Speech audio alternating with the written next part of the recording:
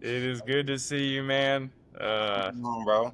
man, not much. I know we got to catch up a couple weeks ago, and it's been a long time, but wanted to first of all say thank you for taking a few minutes today to talk about your book that we recently spotlighted on the Books4Guys website and LinkedIn page, and it's pretty cool. For a lot of people that don't know, I've known Charleston for quite a long time. Went to college together, played ball together.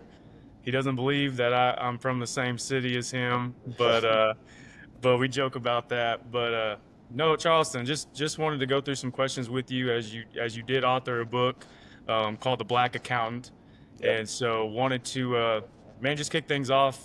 What inspired you to write the book? Man, so what inspired me to write the book? I got to go back to 2017, which is, roughly what, 8 years ago. But I was in a relationship at the time, and at that time, I was kind of like any young person where you feel like you meet the love of your life, you're gonna run off into the sunset, and you're gonna really live like happily ever after. And so that's pretty much what I felt like from that relationship, and then moved in together, all these different things, and then we broke up. So when we broke up, I felt like this was probably the first real heartbreak that I had really experienced. And I had just came out of college, just started working. So for those who don't know, like when you're in school and you're playing college football or really any collegiate sport, like your world is organized, your world is planned like every single day, all times throughout the day. So coming out of college and now having to experience like a new world, working a 9 to 5. So when I went through that heartbreak and then I was experiencing kind of a new realm within my life, at that time, this was before, the big topic as far as like depression and different things kind of came out. But I really felt like I went through a season of depression, more so like seasonal depression. And so I had a hard time like finding myself. I felt like I had an identity crisis. And I don't know, I just started like drinking.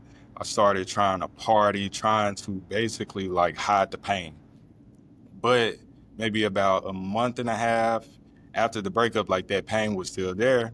And so thankfully, I ended up having a cousin who was a therapist at the time. And so he suggested to me to write out my feelings about pretty much just a heartbreak. So one night I took out a journal and I just started writing.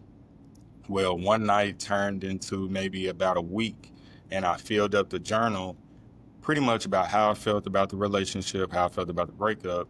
And I had this urge within myself to kind of keep writing. So then I had a Mac computer at the time, and there was a software on there where you could write a book. And I had a lot of different other topics in my life that I felt like I went through. One being that you know very well, just being a walk on Yeah, at a Division I school. And so just yeah, even that transition, that process, I found myself having a lot to write about. But what really sparked me kind of turning what was a journal into a book is that I felt like us as men, nobody ever really talked about healthy ways for us to deal with heartbreak, relationships, love. It was more so just like, oh, well, there's plenty more women out in the sea, or just move on. And I had a hard time.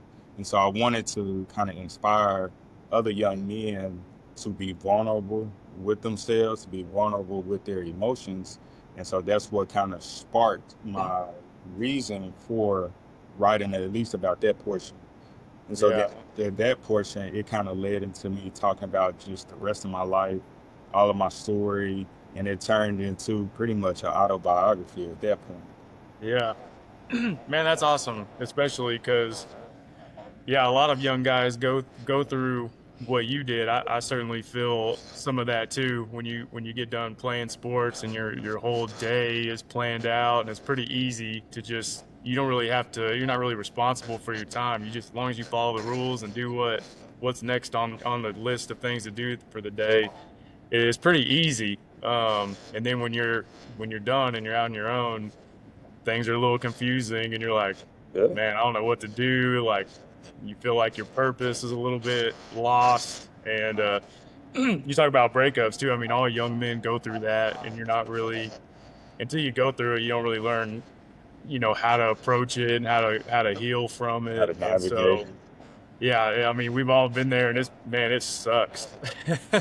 And but it's really cool that you wrote about it and you were able to get vulnerable and share your story because I think a lot of people they don't know where to go and they may not have somebody to talk to about it who's a cousin or somebody within their network to learn from. But maybe reading your book will kind of give somebody a little bit of hope, like, hey man, it's gonna be okay. We all go through it, and it's just a part of life. It's a lesson you're gonna learn along the way. It was a unique experience. So if I go back at that time, I told myself that I was going to take a year to write. Now we're going to get into a little bit of something else, but I had a goal, right? Yeah. Goal, dream to publish this book. And it was a lady. She came to me and she said, how long do you think it's going to take you to write the book? I said, maybe 9 months, maybe 12 months. And she said, why so long? And in my head, I'm like, I just want to take my time. I just want to organize my thoughts. And she said, when you set long term time stamps, it'll never get written, it'll never get done. Yeah. And so she actually challenged me to write it in 3 months. And when I look back on it, I felt like that was probably one of the greatest advice that I got because it forced me to kind of write every Yeah. single day, keep the thoughts fresh. And then again, like I said, what at one point was a thought actually came into a physical asset, that I would say. And that was probably another unique experience that I learned, as far as like, if you have a thought, you have a dream, like go ahead and like start working on it like right then and Yeah. there. So that was another lesson that I kind of learned in that process. Yeah, that's awesome. Yeah, man, everyone's got ideas and thoughts, and when you don't act on them, sometimes they just go by the wayside, and then you never end up doing anything with it. Um, but I'm glad that you were challenged to write the book because there may not be a book without you being challenged to do that. And so, um, man, that's awesome. Um, so as far as like from your book, and as far as like when readers, obviously are picking it up and reading it, what's a message or a takeaway that you hope somebody takes from reading your book? The biggest message I would probably say is being authentic. So in the book, I talk about my life from birth to maybe about, I think I was 25 at the time.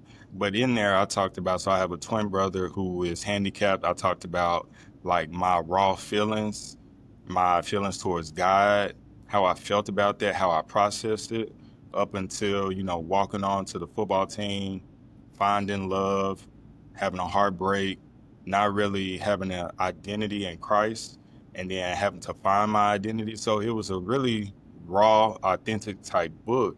And the biggest takeaway that I would want for somebody that reads it is to be okay in your own skin. Like, everybody has a different story, everybody has a different process, but if you can learn to embrace your own story, embrace your own journey, you may not end up writing a book, but there's a story to be told, whether you start a business, whether you start a nonprofit, whatever you may do, a lot of times it comes from you being your authentic self. Yeah. No, that's great. And yes, not everyone's gonna author a book, but when people go through things, they're gonna be able to share it with others, and their story is probably gonna have an impact on somebody younger than them who's trying to figure life out. But no, that's man, that's good. That's all stuff that yeah. I mean, and you're doing so many cool things now. It's probably pretty cool to look back on the time you wrote the book and think like, man, look how much I've been able to accomplish and grow since then. And I went through a lot, and look, this is where I'm at now. And you're able to share that story. Man, writing the book, it was like, when I look back now, it was such a funny journey. So my reason for writing the book obviously was to help somebody. But then you have little side quests. I was like, I wanted to be a New York bestseller. So Yeah, at that time, I didn't know anything about like publishing. I had self-published it. So you almost could say that I took myself on a national tour.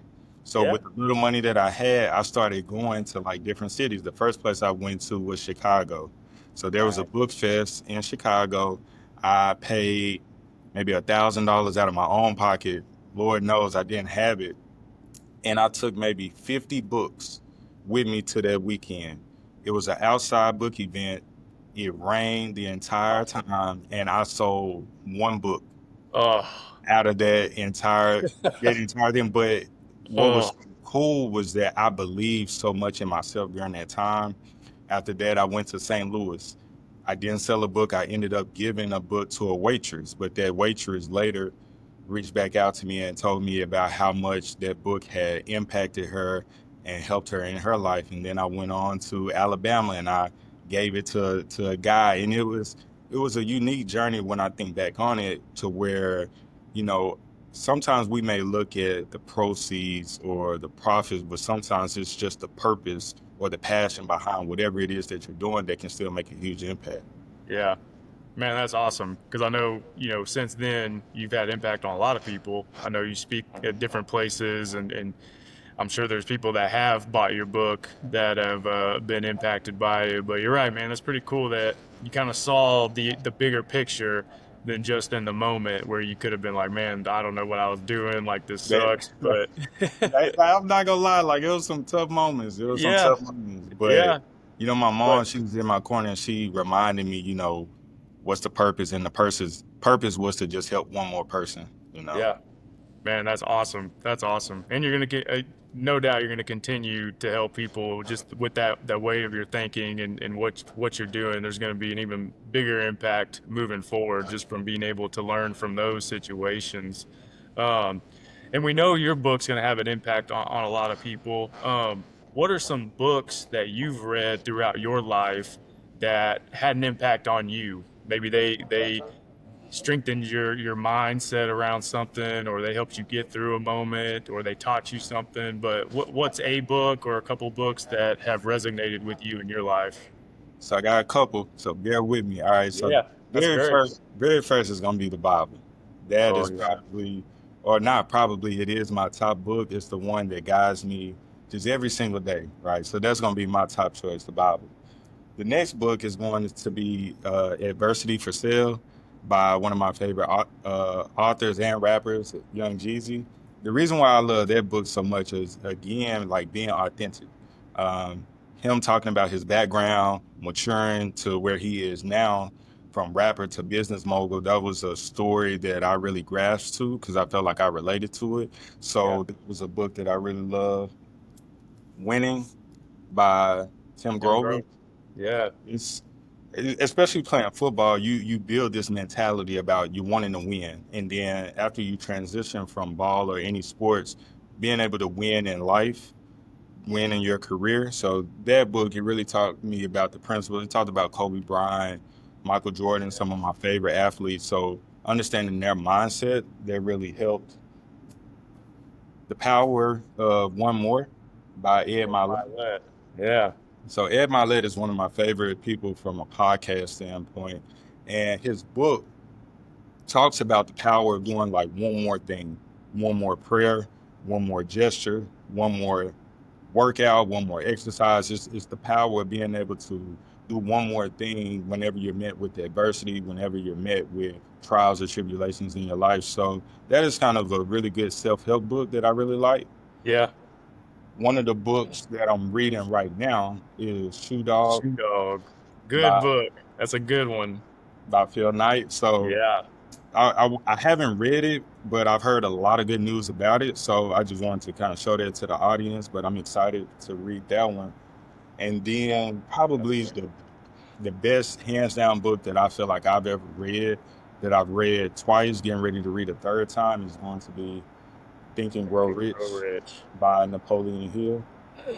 That one talks about finances, being able to build wealth, not only just from a monetary standpoint, but from a spiritual, mental, physical standpoint. And so that one is just a good overall book for anybody that's looking to elevate themselves holistically, as well as, and like I said, spiritually, financially, mentally, and all those. So what's that? One, two, three, six. Those are going to be my top books. But me and you had this conversation, and before I even wrote my book, Hmm. I hated reading. Yeah. I hated reading, and we talked about that as far as like young men, young people not really wanting to learn how to read, or not learn how to read, but enjoy the books of reading. Yep. Now I wrote my book, first off, I never wrote a book before, so I read. It was a book before that. Before I wrote it, I can't remember the name to kind of guide me on how to write it. Mm-hmm. What I found is that I was more intrigued by books that either I could relate to Mm-hmm. or books that I wanted to learn something specific about. Yep. And when I found kind of like that key ingredient, it opened up my mind to wanting to read more because I was like, okay, well, I'm only going to pick out books either that I can relate to or is about a specific topic that I really want to learn. And then I started to kind of grow that muscle. And now, man, I got bookcases full of books all at my house. Yeah, man, and that's a lot of people there. We're starting to get the word out that that's kind of the purpose behind Books for Guys is exactly what you said. A lot of young men you get, and it's not a bad thing, but when you're in school, you got certain curriculum you have to read. Teachers have to give you a certain book and test and whatnot. But a lot of times it's not books that you would pick up yourself to read because the interest just isn't there. But like yourself, you pick up a book. Maybe it is like about Phil Knight and Nike because you like Nike. You want to know the Yes. story of Nike. But then there's a lot of business and hardships and triumphs that he went through, and you're like, oh man, like you see Phil Knight now, and he's a billionaire, and he just gives all this money, and Nike's such a big brand, but the story of Nike and how it came about is incredible. It almost didn't happen, um, but it makes you interested. Okay, like what other stories are like that with people out there like him? You're like, oh man, so it wasn't just an overnight success. But you can relate to that. You're chipping away, trying to build your own life and your own success, and but that's the purpose again behind Books for Guys is just being able to pick up a book. If you get something you like, it leads to all these other interests, and before long, you're a lot more knowledgeable and educated on a lot of different things. Um, and man, it's good. Even if you don't, if you can just take a little nugget from a book and use it in your life, and you just stack those up as you continue to read, man, you look back even from when you authored your book, there's probably so much more you've learned, even since then. Which kind of leads me to my last question. You kind of answered one of my other questions, what your favorite book was. It sounds like Think and Grow Rich is probably your favorite and one Yes. you'd recommend. Um, but man, you're young, Charleston. You've already authored a book. You're doing big things. Do you have a goal, or do you see yourself writing another book at some point? Yeah, so I'll give this exclusive to your audience. I actually will write another book. I have the title, and the title is called Keep Dreaming. So when I wrote Okay. when I wrote that book, The Black Accountant, again, that was a thought that came into existence, and that kind of birthed this motto, kind of within myself of like keep dreaming. And the definition behind it is sometimes you can live out a specific dream, right? But that's just one. But you may have many more. And so, in order to keep your life going, keep the momentum going, I've built this kind of motto about keep dreaming. Like after you accomplish one, now it's on to the next, and you build momentum. It's kind of like going up a roller coaster. You're building momentum, building confidence, and then you get to the top, and you just take off. And so Yep. I built it, and for right now, there'll be four kind of major topics to Hmm. keep dreaming. It's called understanding the dream. So first you got to understand, what your dreams are. And then, so that'll kind of be like the first chapter, but it'll be some broken down chapters in that. Yeah. So you have understand the dream, you have formulate the dream. So now you got to find the books, find the resources, the tools that you need to kind of bring it together.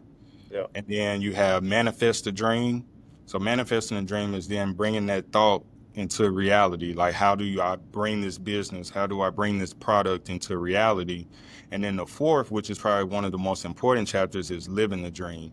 Like how do you go through life living this dream that you brought into reality? Because sometimes we may start a business and it may go bankrupt, or we Yeah. may make X amount of money and then we lose it all. So understanding the dream, formulating the dream, manifesting the dream, and then living the dream, those kind of make up, I would say, the bulk of my book, Keep Dreaming. Now, I can't say, when it's gonna come, but it's definitely been something that I've been sitting on and brewing for a while. And I think with this one, I am choosing to take my time just because I feel like with this one, when we talk about dreams, sometimes we stay surface level. Mm-hmm. And when I say surface level, we may talk about businesses, cars, Yeah. but if I go deeper, some of my deeper dreams is I want to be married, I want to have kids, I want generational wealth. And so Yep. I think God is still working on me through some of those areas in my life. And as I move and learn, then that adds even more content to the book. Yep. Because when a person picks up this book, I want them to not only dream about, like I said, the tangible things, but the intangible things that we may never even talk about, love, all of prayer, all of those different things, and formulating this big one dream. And so that's kind of something that, I'm processing and working through. But the book, it'll be called Keep Dreaming. Keep dreaming, man. That's awesome. I was about to say you got 3 months. You got 3 months to get it out, but no, that's awesome, man. Sounds like you've got a big vision for it, and no, take your time, man. I look forward to when you do publish the book, having you back on and spotlighting that book as well, and talking about it. I mean, it sounds like you're gonna have some. Again, you've got this incredible vision and what you're wanting to do with it. So I can't wait until you put it on paper and we're able to read it. But man, that's awesome, man. And Charleston, man, thank you so much again for just. I know you're working and you're busy, and I appreciate you taking the time to talk about your book and just what it meant to you to write it, some of the lessons you learned, some of the book recommendations that other people may be interested in. And man, thanks for the inside scoop on the next book that you'll So, be writing. And nah, so Chris, man, I appreciate you, reaching out to me. I think what you're doing, Books for Guys, is it's a great concept. It's a great idea. Like I said, this is something that's needed for not only young people, but I would say older people as well. Just very picking up the ability to read different literatures that speaks to the soul, speaks to the mind, getting away from so much technology, social media, all those different things, and getting back to the basics, yeah. because that's kind of how I try to live my life. Is this world was built off some of the more simpler things, and as technology comes in, you sometimes you get away from the things that actually built everything, but those things are still important. And so taking a page out of your book, this is something that I feel like is extremely dope, extremely needed. And so I'm just happy to be a part of it and help contribute, to your vision and to your dreams. So look at you, you're dreaming on your end. Yeah, man, I'm in that keep dreaming mode right now. So I got a lot to accomplish and new ideas that come about every day. So hopefully I'm following the steps that you'll be preaching in your book. But no, man, Charleston, appreciate it. Thanks again. Thanks again for your book. We're definitely I'm so happy to be able to put it on the website and share it with others. And man, we'll talk again here soon, especially when your next book comes out. And appreciate it, man. Sounds good, man. Well, I appreciate it, Chris. Sounds good. Thanks, Charleston. All right, thanks. Bye.